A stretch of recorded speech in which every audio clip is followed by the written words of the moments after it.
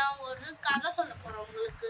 Jumbo elephant, அதை நீங்க கேள்விப்பட்டிருப்பீங்க. அதை பத்தி ஒரு கார்ட்டூன் வந்தது, மூவி வந்தது. இப்போ அதுலேருந்து சில பாயிண்ட்ஸ், ஒரு ரியல் ஸ்டோரி நான் உங்களுக்கு சொல்ல போறேன். நிஜமாலே ஜம்போ எலிஃபண்ட் அந்த செஞ்சுரியில, பிரிட்டிஷ் செஞ்சுரியில இருக்கு. அதை நீங்க நம்புவீங்களோ நம்ப மாட்டீங்களோ. ஆண்டோனியா அப்படின்னு ஒரு பெண் யானைக்கு அமர் அப்படி என்ற ஆண் யானைக்கு பிறந்தது தான் ஜம்போ. இந்த யானைக்கு ஒரு அதிசயம் என்னன்னா, நார்மல் யானை மாதிரி இல்லை. இந்த யானைக்கு ரொம்ப பெரிய காது. எதுக்கு பெரிய காது வந்ததுன்னா, அது பறவைங்களுக்கு மேலே ரொம்ப ஃபாஸ்ட்டாக பறக்கும். அதை பார்த்து அது கூட பிறந்த எல்லா ஃப்ரெண்ட்ஸுக்கும் யானைக்கும் பொறாமை. அப்புறம் பறவைங்களுக்கும் பொறாமை.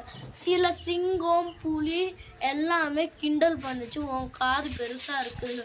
அப்புறம் தான் ஒரு பெரிய கஷ்டமான கதை நடந்தது. ஜம்போ தன் தாயை பிரிந்த தருணம் ரொம்ப மறக்க முடியாத தருணம்.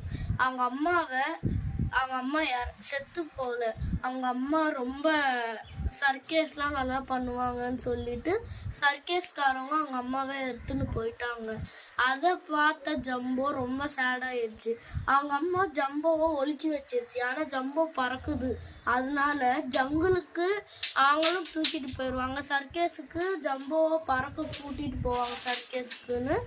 அதனால அவங்க அம்மா ஒழிச்சு வச்சு அவங்க அம்மாவை தூக்கிட்டு போயிட்டாங்க. அப்புறம் அவங்க அப்பா கூட தான் ஜம்போ வளர்ந்தான். அப்புறம் ஜம்போ வளர்ந்தோடனே அவங்க அப்பாவும் சில நாளில் காலமாயிட்டாரு. அப்புறம் ஜம்போ கொஞ்சம் வளர்ந்து 2 வயசாக இருக்கும் போது திருப்பி சர்க்கஸ்காரங்க வந்து ஜம்போவை தூக்கிட்டு போனாங்க. தூக்கிட்டு போனோடனே அது சர்க்கஸு 1 வீக் பண்ணலை. ஏன்னா அவங்க ரொம்ப கம்பால் அடித்து ஜம்போவை துன்புறுத்தினாங்க. அப்புறம் ஒரு நாள் ஸ்மெல்லை வச்சியே ஜம்போ தான் அம்மா இருக்கிற இடத்த கண்டுபிடிச்சி போனால் அவங்க அம்மா காலை பார்த்தா எரிச்சிருக்காங்க.